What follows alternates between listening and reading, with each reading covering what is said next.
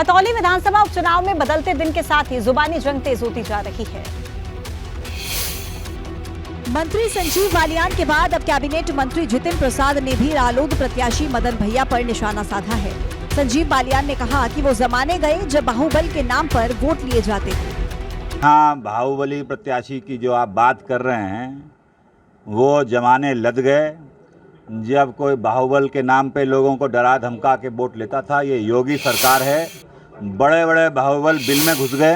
बाहुबली वाली छवि को लेकर मदन भैया पर भाजपा हमलावर है, तो वहीं अब रालोद प्रत्याशी मदन भैया ने भी कैबिनेट मंत्री संजीव बालियान पर पलटवार किया। का मतलब केवल ये है कि केवल बाहुबल नेताओं में मिले, केवल बाहुबल ये बीजेपी के नेताओं में मिले।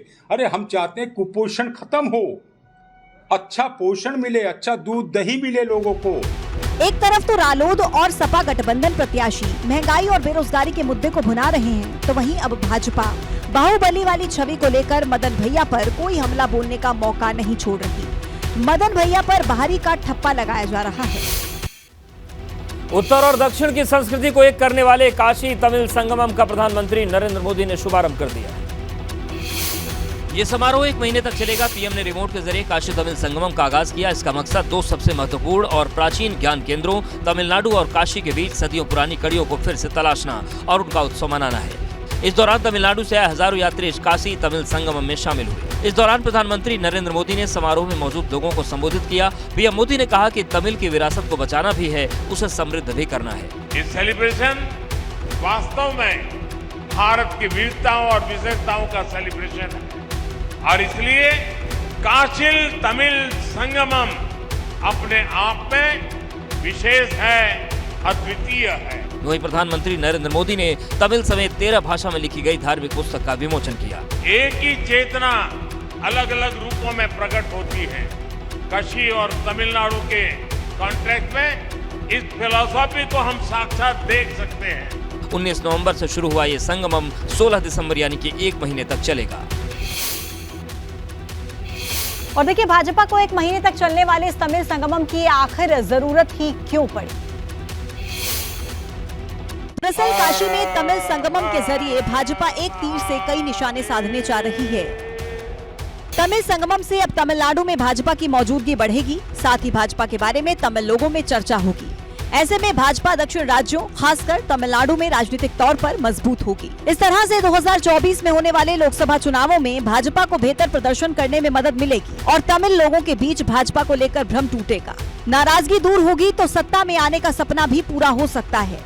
भाजपा की इस प्लानिंग को मूर्त रूप देने के लिए खुद प्रधानमंत्री नरेंद्र मोदी काशी पहुंचे हैं, जिसको आज माननीय प्रधानमंत्री जी काशी तमिल संगमम पुनः आयोजित करके सुब्रमण्यम भारती जी को सही श्रद्धांजलि दे रहे हैं। ऐसे में बहुत हद तक साफ है कि भाजपा का काशी तमिल संगमम उत्तर से दक्षिण को साधने का एक बड़ा मास्टर प्लान माना जा सकता है। और अगर ये मास्टर प्लान सफल हुआ तो भाजपा के लिए 24 की राह न सिर्फ आसान होगी, भाजपा से दूर रहने वाला दक्षिण का हिस्सा भी कनेक्ट होकर पार्टी को बड़ा फायदा पहुंचा सकता है। मजबूती से ये दिखाई दे रहा है। उत्तर प्रदेश में डेंगू मरीजों की संख्या बढ़ती जा रही है। गोंडा जिले में वायरल फीवर से पीड़ित लोगों की संख्या बढ़ रही है और डेंगू के 123 मरीज पहुंच चुके हैं। मलेरिया के 13 मरीज पॉजिटिव हैं, जिनका स्वास्थ्य विभाग की देखरेख में इलाज चल रहा है। लखनऊ के अलग अलग अस्पतालों में 300 से ज्यादा डेंगू के मरीज भर्ती हैं। तो कानपुर में शुक्रवार में 65 नए डेंगू के मरीज मिले हैं। सुल्तानपुर में 255 बीमार लोगों की जांच में 26 डेंगू के मरीज मिले हैं। तो गोरखपुर में भी डेंगू का कहर जारी है, यहाँ मरीजों की संख्या बढ़कर 237 हो गई है। बुलंदशहर में भी डेंगू के मरीजों की संख्या 183 पहुँच गई है।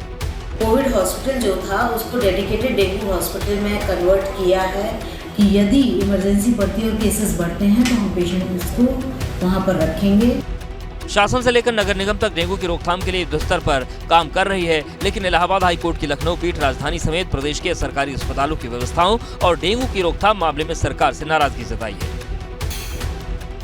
प्रदेश के प्रमुख विपक्षी दल सपा ने भी सरकार पर हमला बोला है और डेंगू के बढ़ते प्रकोप को सरकार की नाकामी बताया है।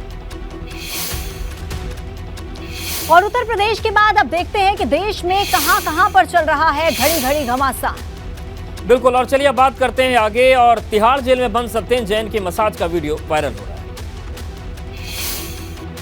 जिसके बाद आम आदमी पार्टी विरोधियों के निशाने पर आ गई है। जेल में मसाज का वीडियो सामने आने पर भाजपा ने केजरीवाल सरकार को घेरना शुरू कर दिया है।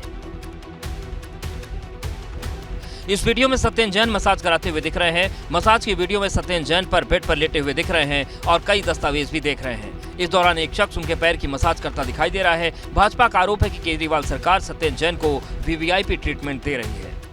एक कैदी और एक आरोपी, उसको मसाज दिया जाएगा और इसीलिए हम कह रहे हैं अरविंद केजरीवाल बाहर निकलो, बताओ ये मसाज क्यों दिया जा रहा है। भाजपा के आरोपों पर मनीष सिसोदिया का बयान सामने आया। मनीष सिसोदिया का कहना है कि भाजपा बीमारी का मजाक बनाकर घटिया राजनीति कर रही है। किसी के इलाज को, किसी की बीमारी को इस तरह की घटिया हरकत करना, उसके इलाज के वीडियो जारी करके इस तरह की घटिया हरकत करना, ऐसा बीजेपी के अलावा कोई और नहीं कर सकता। वहीं इस मामले में स्पेशल कोर्ट ने ईडी के अवमानना का नोटिस जारी किया है।